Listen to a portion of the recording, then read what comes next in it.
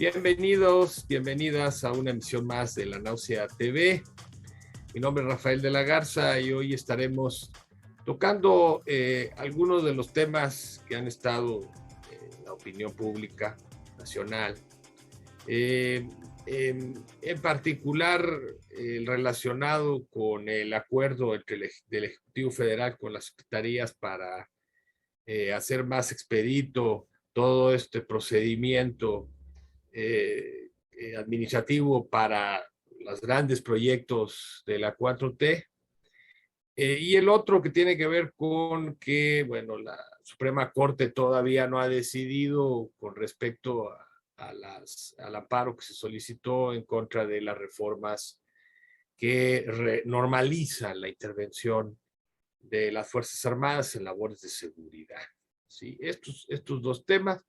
Y para esto pues, tenemos a la alineación, digamos, de casa. Jesús Medina, bienvenido Jesús. Y Héctor Oz, que está aquí con nosotros, ¿no?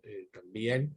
Y qué bueno, están siempre al tanto de estas situaciones y además pues son temas de interés porque pues aquí lo que interesa en todo caso es hacer un balance de los argumentos que se han presentado con respecto a estos dos temas y bueno, tratar de sacar una reflexión que le ofrezca a ustedes un punto de partida para su reflexión personal. Bien, el primer tema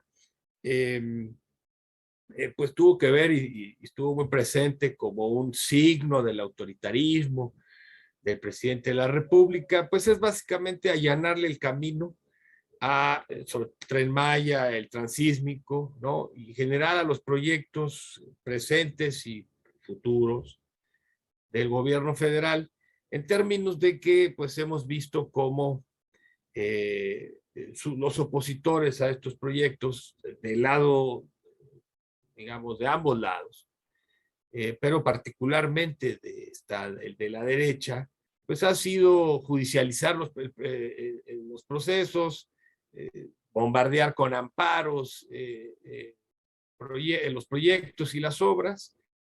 Y bueno, efectivamente también desde la izquierda los pueblos y las comunidades se han amparado y también ¿no? Pero aquí es conveniente hacer una distinción porque del lado de la derecha es más bien como para saturar el sistema y detener precisamente el proceso mientras se resuelve. Entonces, esto ya ha sido señalado y bueno, recientemente el presidente planteó la idea de que se puede hacer un decreto donde se señala que la obra es de utilidad pública, de seguridad nacional y por lo tanto se suspenden todos estos procedimientos. Y por el otro lado, además pues la idea es que las secretarías encargadas de emitir permisos, evaluaciones, etcétera, ustedes saben, todos los proyectos son de alguna manera, tocan distintas áreas de la administración pública, se lleven a cabo en 5 días, aunque en 5 días la Semarnat pues le emita a usted el permiso para determinada actividad, ¿no? En caso de que no se haga, se asume que, pues, que se da por bueno. Y entonces ahí la autoridad, ¿no?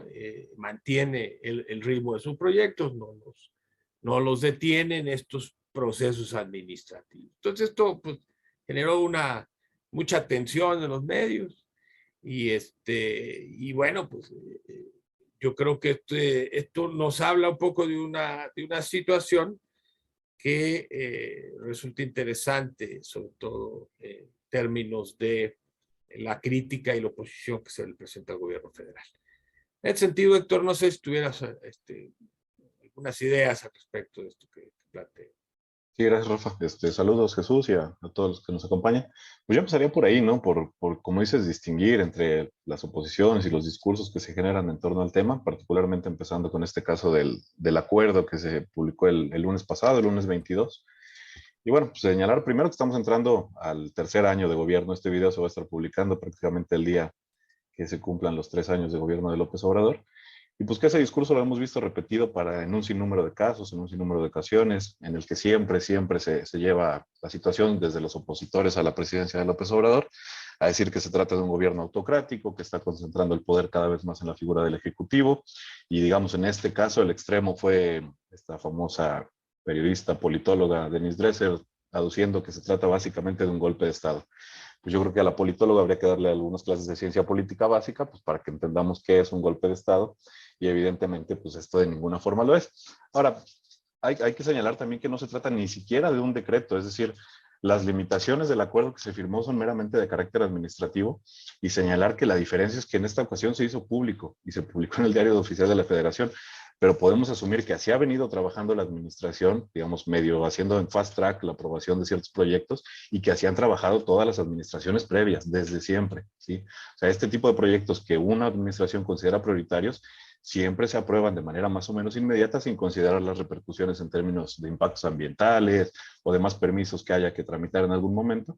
Pues bueno, lo que hace López Obrador con este acuerdo no es sino poner en letra oficial y hacer público el hecho de que estos proyectos pues, son efectivamente lo que él considera que va a dejar a futuro, ¿no? Entonces, lo único que hace es instruir a las dependencias, como bien comentabas, a que tienen que aprobar en 5 días todo lo que tiene que ver con permisos, con acuerdos, con trámites para este tipo de obras.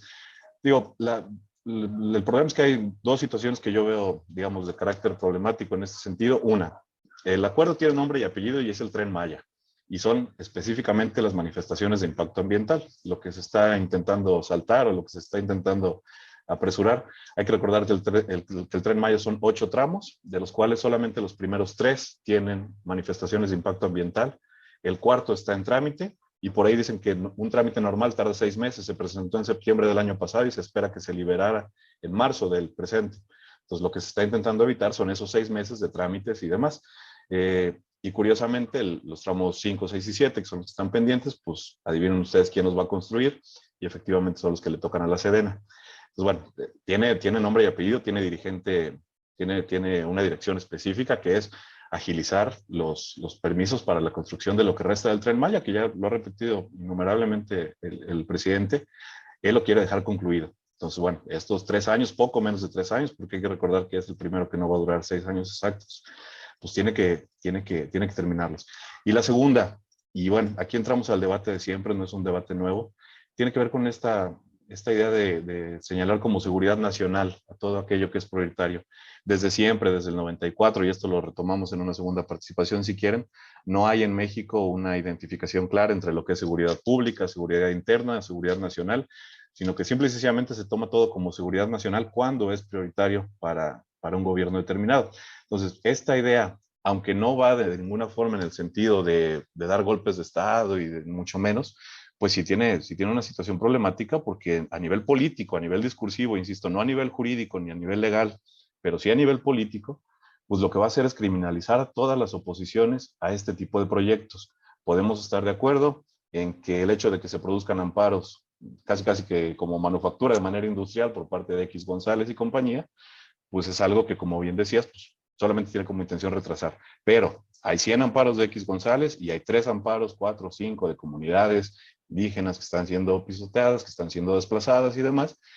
Y entonces a esas no se les puede criminalizar de la misma forma. Y este acuerdo va a ser utilizado más bien de manera política, de manera discursiva, antes que como una herramienta de carácter legal, porque en sí no tiene repercusiones de carácter legal. Pero bueno, yo por ahí la dejaría para, digamos, como bien dices, pues situar en el punto medio qué es lo que está pasando, ¿no? No se trata ni de la autocracia que muchos quieren ver, pero tampoco es que esos proyectos sean efectivamente de seguridad nacional, porque implica la criminalización de la protesta para quienes legítimamente tienen razones de oponerse, si no al proyecto completo, pues sí a determinadas circunstancias, a determinadas características. No, definitivamente que van a resultar los más afectados, sin duda, ¿no? No precisamente para bien. Entonces, esto no es nuevo, Héctor. A mí me parece que el presidente desde el principio puso a todos los que se le oponían en el mismo saco, ¿no? No hizo diferencia entre comunidades, el caso de Samir, sí, en Guerrero, ni hizo ni los separó de pues de esta derecha no opositora, porque también tiene alianzas en la derecha el presidente, pero bueno, con la que no está en realidad, pues ha sido no, los ponen en el mismo saco, parece absurdo, muy conveniente en todo caso, simplifica la cuestión, pero evidentemente las razones son, o sea, las comunidades son básicamente de sobrevivencia, mientras que esta derecha que se ha identificado, entre otros, con X González, pues en realidad defienden intereses más bien privados, ¿no? Que tienen que ver con rendimientos de capital y este tipo de cosas. Entonces eso es importante señalar esto, porque no es una estrategia nueva. Y yo creo que el otro elemento que rescato de aquí, de lo que plantea Héctor, pues es que hay que terminar las obras para cerrar a tambor batiente el sexenio y ganar la elección y asegurar el resultado de la elección. Entonces es muy importante porque él desde el principio se comprometió y bueno, pues lo que quiere es inaugurarlas y utilizarlas, ¿no? Si no dentro de el proceso electoral, ya sería demasiado, pues sí en un tiempo relativamente cercano, que tenga un impacto y que la gente pues diga, pues mira, dijo que iba a hacer esto, lo hizo, lo terminó y lo inauguró, ¿no? Pues digamos que, pues eso es una de las claves, ¿no? Del capital político, ofrecer cosas y cumplirlas, ¿no? Y yo creo que el presidente lo tiene claro. Y entonces, claro, en ese sentido, si seguimos con esta dinámica y estos tiempos de la administración pública, pues no va a pasar, ¿no? Entonces, creo que eso es precisamente una de las cosas que está por detrás. Y sí, bueno, a la doctora, o sea, sabes que la doctora Dresser, pues se ha colocado en una situación de una crítica muchas veces visceral, pero bueno, eh, parte despertó alarmas en ciertos sectores, eso es evidente. Jesús, eh, adelante Jesús, tú tienes la palabra. Ok, gracias. Sí, bueno, creo que justo como lo planteaban ustedes dos, lo que estamos atendiendo aquí es pues a un análisis que tiene que ser de una forma más profunda que una simple crítica en muchos casos por matices ideológicos y por agendas, digamos, de intereses económicos incluso, dado que lo que estamos viendo es, como en todos los gobiernos, digamos, el uso de herramientas políticas y administrativas, pues para echar en marcha o para lograr cumplir hasta cierto punto con los objetivos del proyecto de nación de cada uno de los gobiernos. Esto lo vimos con Calderón, con algunos decretos que también podrían ser anticonstitucionales y muy criticados también por poner, por ejemplo, al ejército en una labor que no le correspondía y con un presupuesto y con una, digamos, autoridad que no era. Pero en el caso de Andrés Manuel, justamente lo que se vuelve, digamos, un poco más vistoso es la forma en la que lo hace y el proceso que también conlleva de convencimiento, ¿no? De la utilidad de esto. Y esto es muy interesante porque justo en el acuerdo que plantea justamente con esta palabra que es tan rimbombante y que suena muy bien para la gente nacionalista, que es pues este interés público y estratégico de la nación, ¿no? En el cual, si bien pues, podríamos entender por qué las vías férreas, por qué las telecomunicaciones, por qué lo energético es estratégico, pero también se incluye turismo, ¿no? Porque obviamente el Tren Maya también está siendo planteado pues como un proceso de construcción de un entorno turístico, ¿no? Aun cuando sabemos todas las lógicas económicas y de explotación que conlleva este proyecto, ¿no? Y en ese sentido creo que actualmente estamos viendo un proceso muy interesante de este proyecto de nación de Andrés Manuel y de estas estrategias, porque a la par de este tipo de acuerdos que en efecto pueden ser, digamos, pueden llegar a trastocar algunas de las legalidades liberales que han sido articuladas tanto tiempo en el país, que va de la mano del tener a un actor como el ejército en una labor tan importante, bueno, más bien en labores tan importantes para el gobierno nacional, ¿no? Y creo que eso se puede empatar un poco justamente con lo que se ha venido hablando de la cuestión del presupuesto, ¿no? Se ha estado recalcando mucho justamente por algunos periodistas opositores al gobierno de Andrés Manuel, el hecho de que lejos de volver a los militares al cuartel, pues Andrés Manuel lo que ha hecho es ponerlos en tareas cada vez más amplias y con un presupuesto pues millonario, ¿no? Se habla de que se incrementó en tres veces el fideicomiso que se tiene, y aparte el hecho de que al ser un fideicomiso, pues la Sedena lo puede ocupar a discreción, ¿no? No hay por ahí manejos turbios y no hay tanta rendición de cuentas como se esperaría, ¿no? Y el hecho de que también estas obras que son de interés público, como es el aeropuerto de Santa Lucía, como es la protección de Dos Bocas, como es la construcción del Tren Maya, pues están en manos del ejército, ¿no? Digamos, estas dos cuestiones, que es el incremento del presupuesto del ejército y el acuerdo que se está pasando actualmente, ponen los focos rojos en estas buenas conciencias liberales, ¿no? Que nos hablan de los contrapesos necesarios para impedir el autoritarismo, ¿no? No obstante, de nuevo ya para cerrar, esto ha existido en otros gobiernos, ¿no? Lo cual no quiere decir que no lo critiquemos, sino que veamos desde qué punto de vista, ¿no? Muchos grupos de opositores al Tren Maya han estado criticando justamente este tipo de acuerdos porque lo que hablan es pues saltarse todas las leyes para poder seguir despojando a las comunidades de su territorio para estos proyectos, y a la par pues tener al ejército con un mayor presupuesto y con una capacidad mayor de represión a este tipo de grupos, ¿no? Entonces creo que es muy interesante, y pues tal vez ya en una segunda oportunidad podamos hablar un poco de lo que va a implicar esto para el clima político actual y sobre todo pues con lo que se viene, ¿no? De la cuestión de la votación para revocación de mandato, mantenimiento, todo este tipo de procesos de construcción de hegemonía, ¿no? Por parte del gobierno. Sí, sí, Jesús, sin duda que aquí no exageramos cuando decimos que esto es un golpazo para la defensa de los territorios de las comunidades y de los pueblos. O sea, imagínense, o sea, ahora yo declaro que esto es de seguridad nacional y todos los acuerdos internacionales, todo lo que tiene que ver con, se va por el caño, porque no, yo digo que es de seguridad nacional.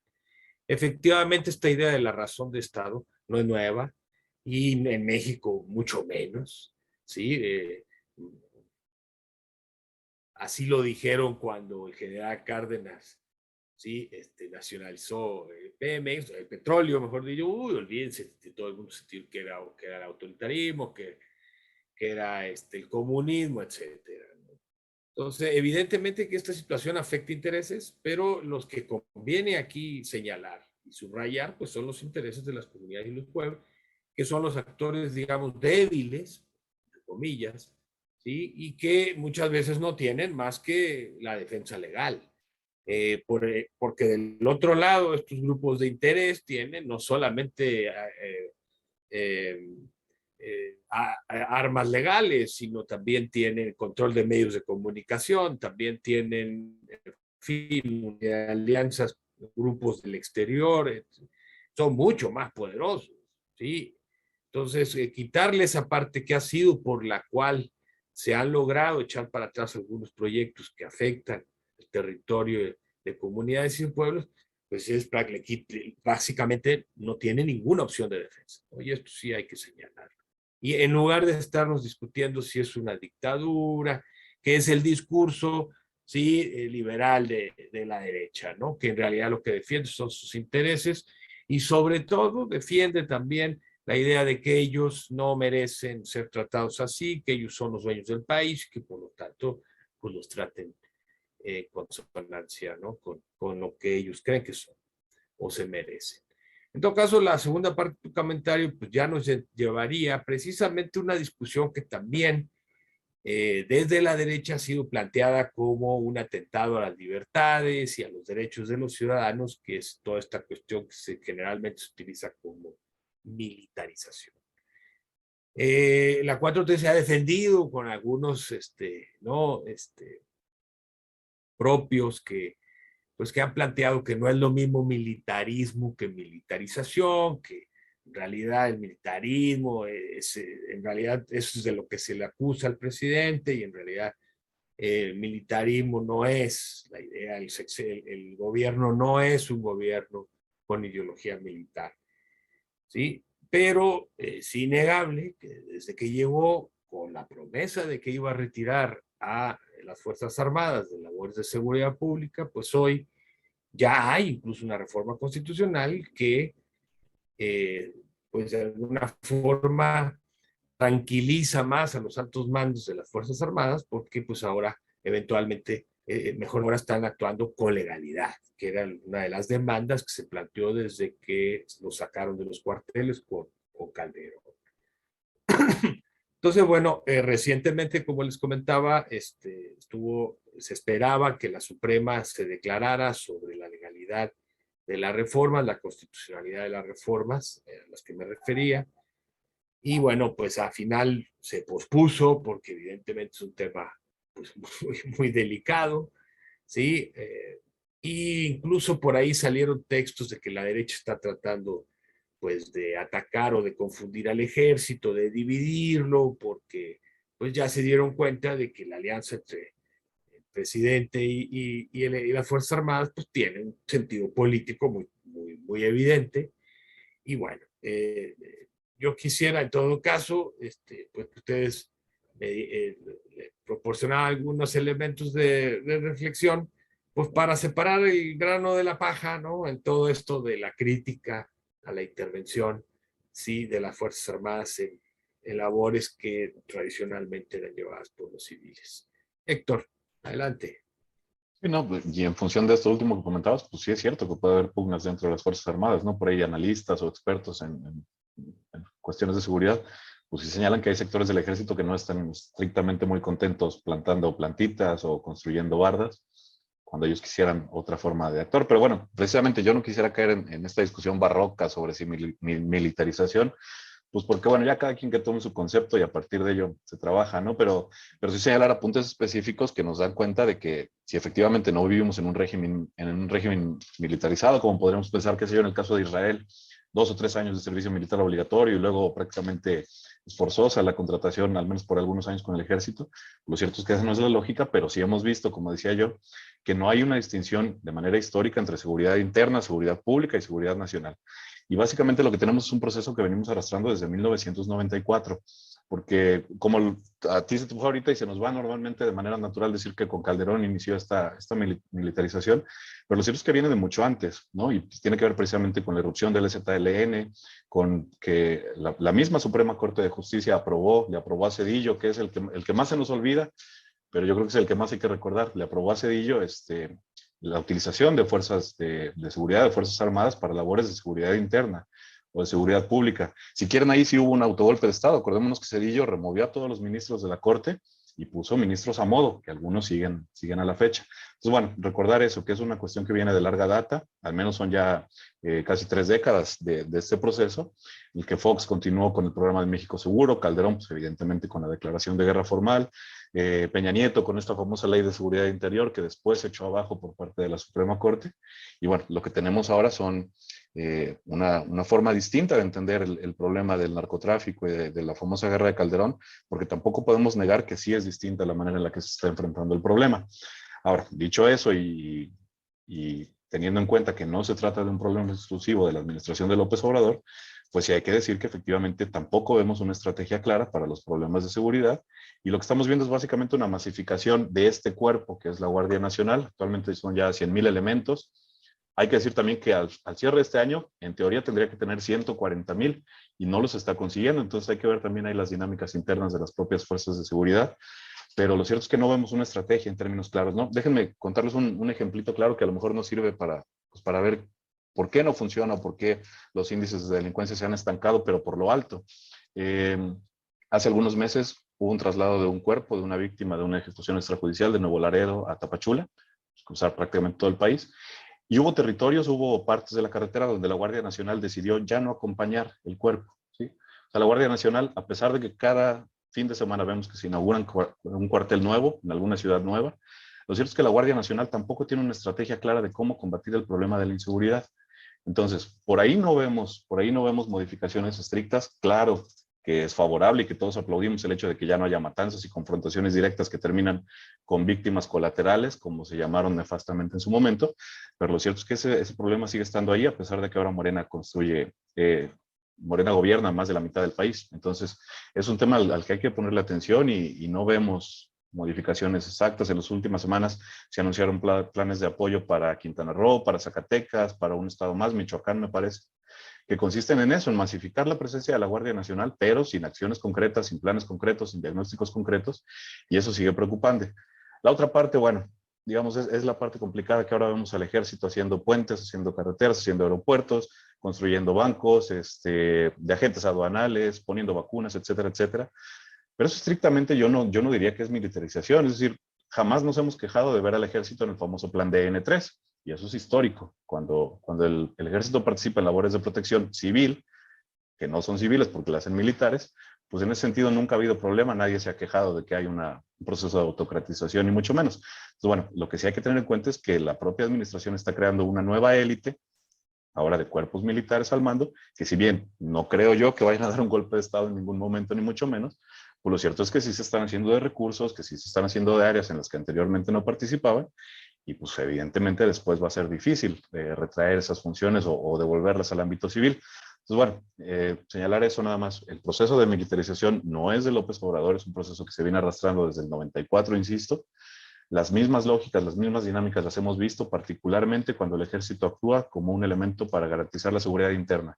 En otras palabras, para reprimir o para criminalizar a la protesta legítima. Pero bueno, eso hay que seguirlo atendiendo.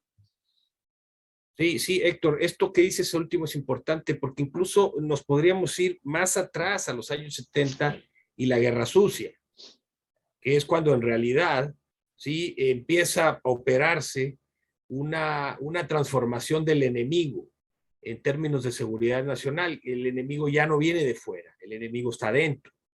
Déjame hacer un paréntesis entonces, bien breve. Todos conocemos sí. el DN3, que es el de apoyo para protección para cuestiones de huracanes y desastres naturales.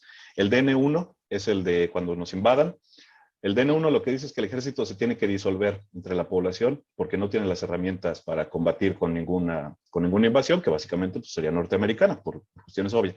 Pero el DN2 es el que está activo, como dices, de los 70s, y es de seguridad interior.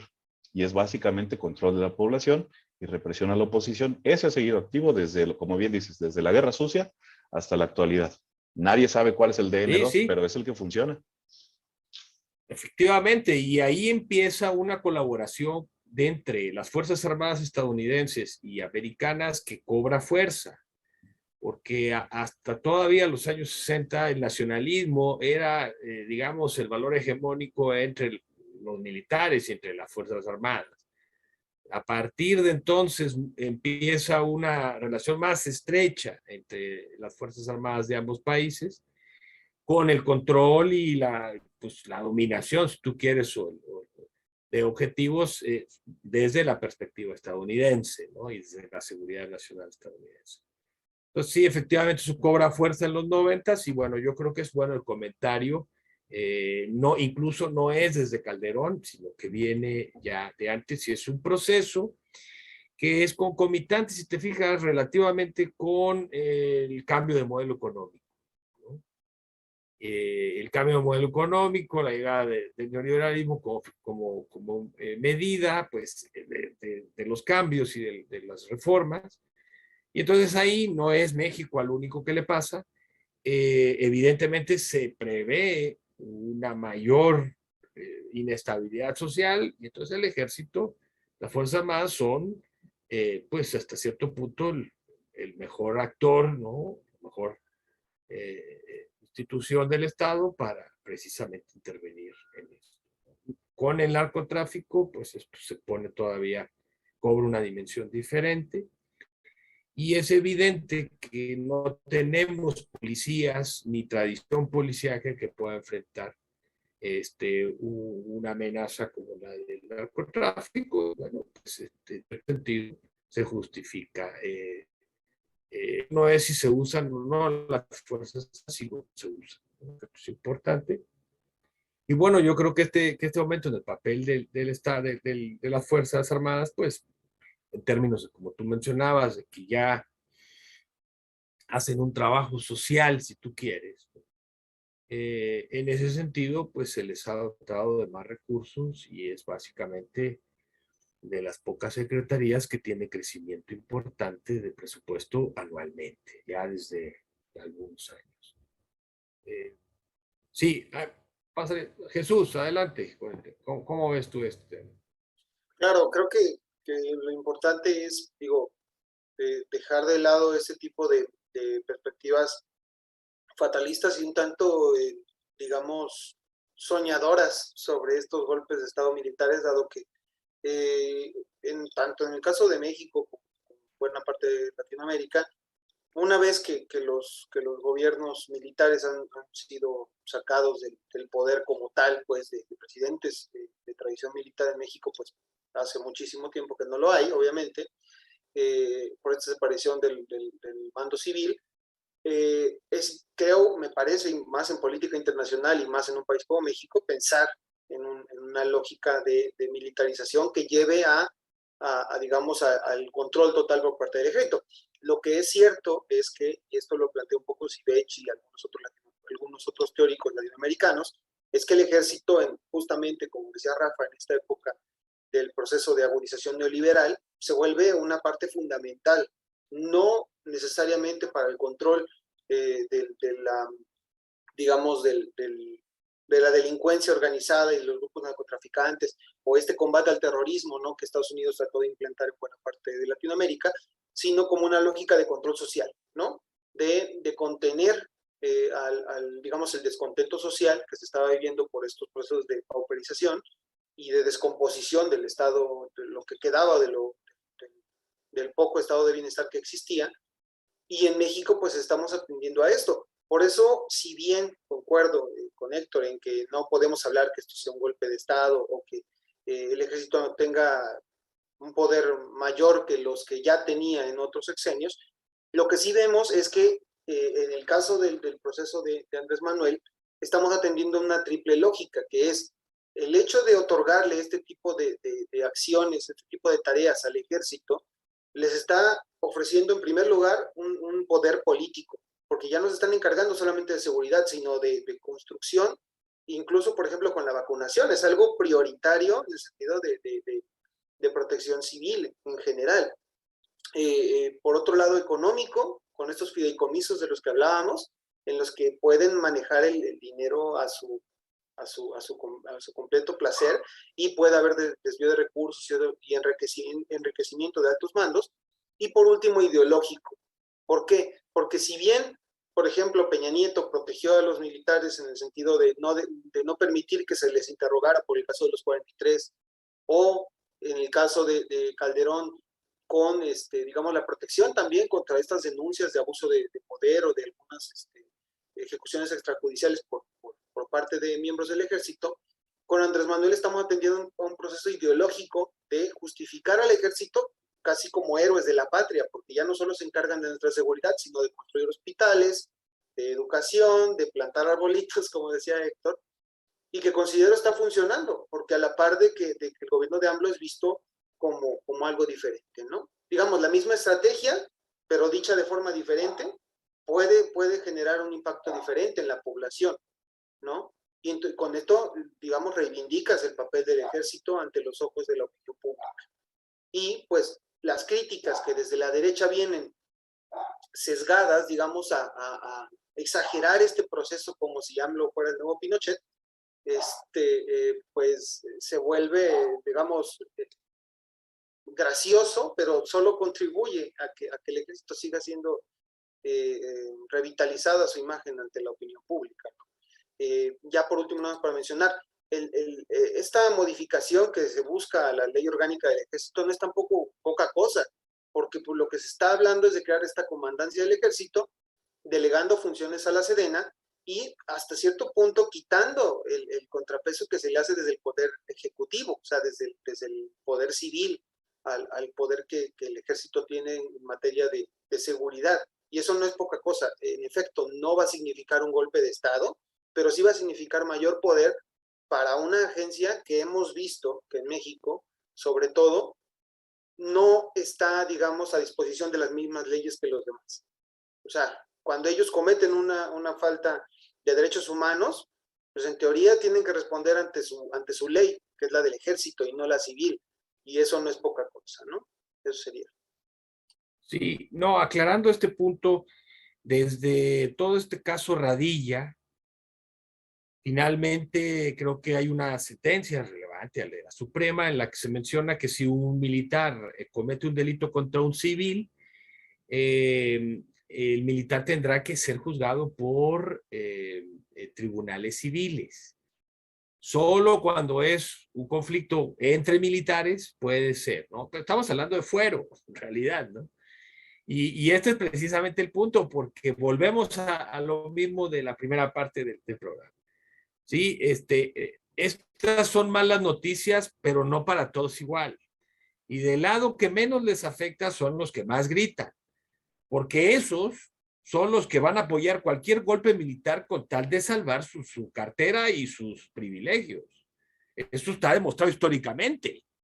Bueno, hasta se alían con el extranjero si puede. Entonces, por ahí no es el asunto. El problema es que si el ejército, sobre todo las fuerzas de tierra, son utilizadas como históricamente se ha hecho para reprimir y contener a la población en el campo y en las comunidades, pues entonces, evidentemente, un ejército más poderoso pues va a ser un ejército más represor. El otro elemento que también va a ser difícil de probar, pero que también es tradicional en las Fuerzas Armadas desde el siglo XIX, es su alto nivel de corrupción. Eso también, son famosísimos, por eso, pues. ¿Sí? Y entonces darles más recursos, pero además darle administración de recursos, como va a ser el aeropuerto, pues podría decir uno, bueno, y la pregunta que habría, ¿y eso va a disminuir sus índices de corrupción o lo contrario? ¿Cómo cree usted, no? Y bueno, pues ahí también tenemos ciertas experiencias, ¿no? Entre más lana hay, pues como que la corrupción, por alguna extraña razón, aumenta. ¿Sí? Entonces, digo, yo creo que es bastante complejo el problema. Y lo que sí yo puedo decir es que hay un cambio de actitud del ejército y las Fuerzas Armadas como actores políticos. Y esto sí lo puedo decir, porque públicamente se convierten ya en conferencistas, en declarantes, que incluso critican al poder civil abiertamente. Y entonces, bueno, pues esas cosas probablemente ahorita no se vean con tanto problema, pero si los conflictos se agudizan y si el problema crece, entonces sí vamos a tener una situación en la que vamos a tener un actor que no necesariamente pueda enarbolar los intereses de la nación, sino pues, los intereses de su estamento, como decía, ¿no? Pues sí, de su organización. No sería la primera vez, todo el siglo XIX está lleno de ejemplos históricos de cómo el ejército, ¿sí? Tiró a la basura los famosos intereses nacionales por defender los intereses de grupo del ejército. Entonces, bueno, digamos que la revolución no los purificó como pudiera pensarse, aunque sí popularizó el ejército y lo que ustedes quieran, pero eso ya pasó hace 100 años, entonces pues habrá que tener mucho cuidado, porque es un juego peligroso, ¿sí? El que está jugando el presidente, y sin olvidar que esta alianza lo fortalece, evidentemente.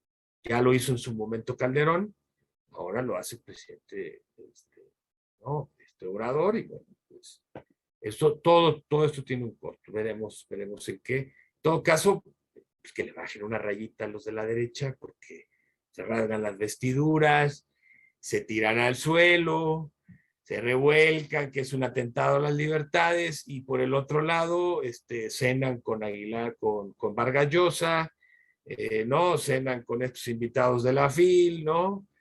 Que pues, siempre han estado a favor de los golpes de Estado. Entonces, eso es esquizofrénico, ¿no? Pero así es la derecha, ¿no? En general, bastante esquizofrénica, ¿no? Bien, pues no sé, creo que no son los únicos flancos de crítica no a la que está expuesto la 4T, pero creo que son importantes porque pues, en cierto sentido esto es amarrar navajas para la elección, ¿sí?, del 2024, ir preparando el ambiente, ir atando nudos, ¿sí? Y bueno, pues en este sentido, ¿qué va a pasar con estos dos problemas? ¿Se van a mantener? ¿Van a tener alguna crisis? Héctor, ¿tú cómo los ves? Pues añadir a lo que comentaban, pues, la cuestión de la opacidad, ¿no? Pues, por naturaleza, las fuerzas militares son instituciones opacas, ¿no? Entonces, pues evidentemente eso va a llevar problemas de corrupción, que ya lo ha habido históricamente. Entonces, bueno, nada más, si ustedes quieren pues, pensar un poquito de manera estratégica, de manera estratégica, imaginemos que regresa a la derecha, que regresan los neoliberales al poder, pero con el ejército tan fortalecido como está ahora y sin medios de control institucional que efectivamente permitan pues, mantener a raya al poder militar. Yo a priori no veo necesariamente mal el hecho de que el ejército se convierta en un constructor, pues lo es en otros países, incluyendo Estados Unidos, por supuesto, con todo lo que ello implica en términos negativos también de corrupción y de manejo de influencias y demás. A priori yo no lo veo tan negativo si no fuera precisamente por lo que ya hemos comentado, que no hay una delimitación clara entre seguridad nacional y seguridad pública. Puede ser de seguridad nacional defender un aeropuerto de un ataque, pero no defender la construcción a priori de un aeropuerto nada más porque es el capricho de alguien, ¿no? Entonces, esa distinción hay que hacerla. Y la otra, bueno, para retomar un poquito lo que comentábamos anteriormente, 4 y 5 de diciembre hay un encuentro en el foro, en el Istmo de Tehuantepec, Foro Nacional de las Resistencias, Alternativas de los Pueblos, ante el capital transnacional y la militarización, que son los dos temas que hemos tocado. Pues bueno, más allá del discurso del presidente, porque parece que es cuestión de suerte. Si te empezaste a oponer a un megaproyecto hace 15 años, bienvenido. Y entonces eres un nacionalista que defiende los intereses del pueblo, como pasó en la prensa del Zapotillo hace algunas semanas, donde el presidente reconoció una lucha histórica. Pero si tuviste la mala suerte de oponerte a un megaproyecto de la misma naturaleza, nada más que empezó en el 2018, entonces ya eres un pseudoambientalista neoliberal conservador, o por ahí en algún momento se aventó como era el conservador de derecha o algo, conservador de izquierdas o algo así. Pues bueno, tener cuidado con esas situaciones, prestarle atención a este foro que se va a dar en las próximas semanas. Son más de 40 organizaciones no solo de México, incluso centroamericanas que están participando y que, bueno, de una u otra manera nos dan cuenta de que ese proceso de resistencia y de oposición a los megaproyectos neoliberales de la Cuarta Transformación, porque así se llaman y así hay que señalarlos, pues va a seguir presente y entonces seguir analizando por ahí. Gracias, Rafa. Buen Jesús. punto, Héctor. Habrá que estar atento para pues eventualmente discutirlo aquí, ¿no? Y incorporarlo a la discusión de nuestros usuarios. Jesús, adelante, tu conclusión. No, bueno, y estar atento a qué nuevo concepto nos ofrece nuestro ilustre presidente, porque le gusta mucho ocupar luego cuestiones marxistas para eso, ¿no? Ya es infantilismo de izquierda de Lenin, ocupándolo para llamarlos a los que se oponen, digamos, a los más radicales, ¿no? Creo que en efecto es muy interesante ver lo que va a suceder, dado que, pues, el encuentro que nos menciona Héctor es una muestra de que los pueblos originarios y, bueno, muchas comunidades también mestizas, obviamente, van a seguirse oponiendo a este tipo de proyectos porque, digamos, el discurso de AMLO llega a pegar justamente para justificar por qué los proyectos de hace 15 años eran conservadores y los ahorita son innovadores, en el sentido de que a quién obedecen y a qué obedecen, ¿no? Los otros eran para que ganaran más los ricos y este es para que gane más el pueblo, ¿no? Creo que si fuera así, si hubiera evidencias de esto, sería mucho más difícil la oposición, ¿no? Si el Tren Maya en efecto nos reflejara un crecimiento económico en las comunidades, para las comunidades, el crecimiento de servicios básicos, de salud, de educación, para estas comunidades sería más difícil oponerse. La cuestión es que más allá de los argumentos que ocupe, seguimos atendiendo a lo mismo. Intereses transnacionales o de burguesía nacional, pues que lejos de otorgar posibilidades a estas comunidades, pues las va a despojar de lo poco que tienen y encerrar más en su marginación, ¿no?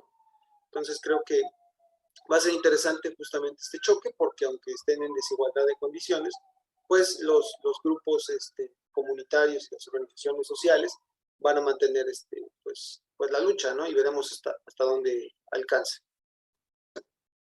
Sí, Jesús, no se ve un panorama muy halagüeño para para las luchas territoriales y se nota, digamos, a pesar de que han podido romper el cerco mediático y comunican con bastante fuerza, con eficacia, pues es difícil, ¿no? Que por los dos flancos, tanto por el flanco legal, en términos de debilitar la oposición desde el campo legal, hasta toda la cuestión de las cuarteles y de los ¿no? campamentos militares en las distintas comunidades, pues ahí parece, dice, no es casual, ¿no? Es más como un cerco de contención, ¿sí? Para impedir precisamente que la población se movilice, se organice y se oponga eficazmente a proyectos que claramente tienen beneficios para sectores que no son, vamos, los que deberían, en este caso, como son las comunidades. Todos sabemos que el Tren Maya es, digamos, el que va a beneficiar a todo el sector turístico, hotelero, aerolíneas, etcétera. Es obvio.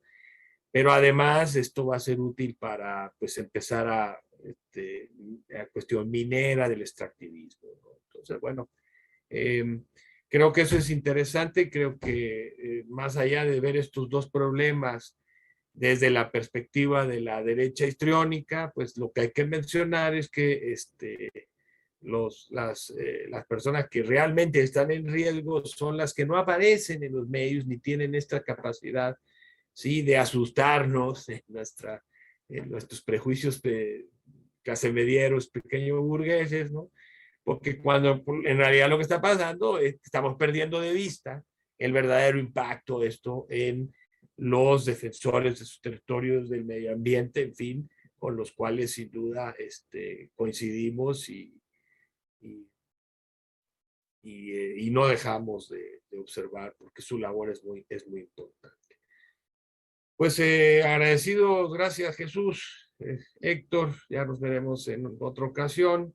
A nuestros usuarios, pues les recordamos que La Náusea TV aparece con programas regularmente cada semana o entrevistas.